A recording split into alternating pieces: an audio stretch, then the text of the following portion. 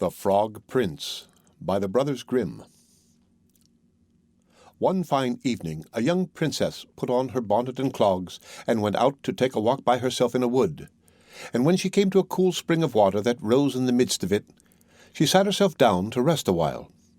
Now she had a golden ball in her hand, which was her favourite plaything, and she was always tossing it up into the air and catching it again as it fell. After a time she threw it up so high that she missed catching it as it fell, and the ball bounded away and rolled along upon the ground, till at last it fell down into the spring. The princess looked into the spring after her ball, but it was very deep, so deep that she could not see the bottom of it. Then she began to bewail her loss, and said, "Alas! If I could only get my ball again, I would give all my fine clothes and jewels and everything that I have in the world." Whilst she was speaking, a frog put its head out of the water and said, "Princess, why do you weep so bitterly?" "Alas," said she, "what can you do for me, you nasty frog? My golden ball has fallen into the spring." The frog said, "I want not your pearls and jewels and fine clothes, but if you will love me, and let me live with you and eat from off your golden plate and sleep upon your bed, I will bring you your ball again." "What nonsense," thought the princess. "This silly frog is talking. He can never even get out of the spring to visit me, though he may be able to get my ball for me, and therefore I will tell him he shall have what he asks." So she said to the frog, "Well, if you will bring me my ball, I will do all you ask." Then the frog put his head down and dived deep under the water, and after a little while he came up again with the ball in his mouth and threw it on the edge of the spring. As soon as the young princess saw her ball, she ran to pick it up, and she was so overjoyed to have it in her hand again that she never thought of the frog, but ran home with it as fast as she could. The frog called after her, "Stay, princess, and take me with you as you said." But she did not stop to hear a word. The next day, just as the princess had sat down to dinner, she heard a strange noise.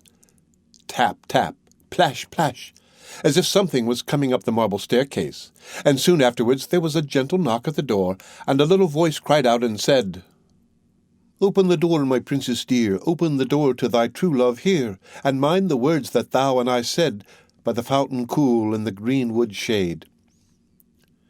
Then the princess ran to the door and opened it, and there she saw the frog, whom she had quite forgotten. At this sight she was sadly frightened, and shutting the door as fast as she could, came back to her seat.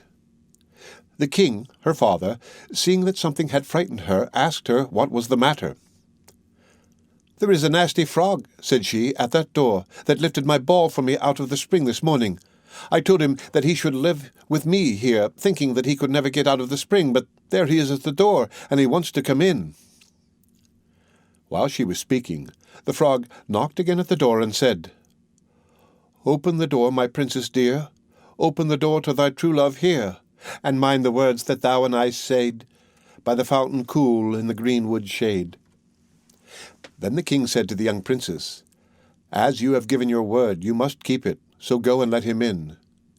She did so, and the frog hopped into the room, and then straight on, tap, tap, plash, plash, from the bottom of the room to the top, till he came up close to the table where the princess sat. "Pray, lift me upon chair," said he to the princess, "and let me sit next to you." As soon as she had done this, the frog said, "Put your plate nearer to me, that I may eat out of it." This she did, and when he had eaten as much as he could, he said, "Now, I am tired. Carry me upstairs, and put me into your bed." And the princess, though very unwilling, took him up in her hand, and put him upon the pillow of her own bed, where he slept all night long. As soon as it was light, he jumped up, hopped downstairs, and went out of the house. "Now then," thought the princess, "at last he is gone, and I shall be troubled with him no more." But she was mistaken, for when night again came, she heard the same tapping at the door, and the frog came once more and said, "Open the door, my princess dear, open the door to thy true love here, and mind the words that thou and I said, by the fountain cool in the greenwood shade." And when the princess opened the door, the frog came in, and slept upon her pillow as before till the morning broke. And the third night he did the same.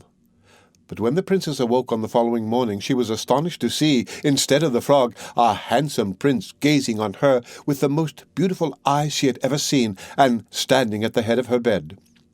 He told her that he had been enchanted by a spiteful fairy who had changed him into a frog, and that he had been fated so to abide till some princess should take him out of the spring, and let him eat from her plate, and sleep upon her bed for 3 nights. "You," said the prince, "have broken his cruel charm, and now I have nothing to wish for but that you should go with me into my father's kingdom, where I will marry you and love you as long as you live."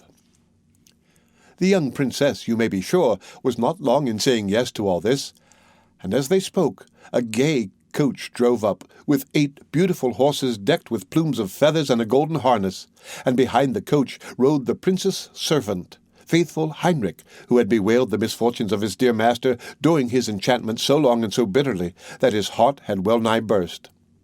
Then they took leave of the king, and got into the coach with 8 horses, and all set out full of joy and merriment for the prince's kingdom, which they reached safely, and there they lived happily a great many years.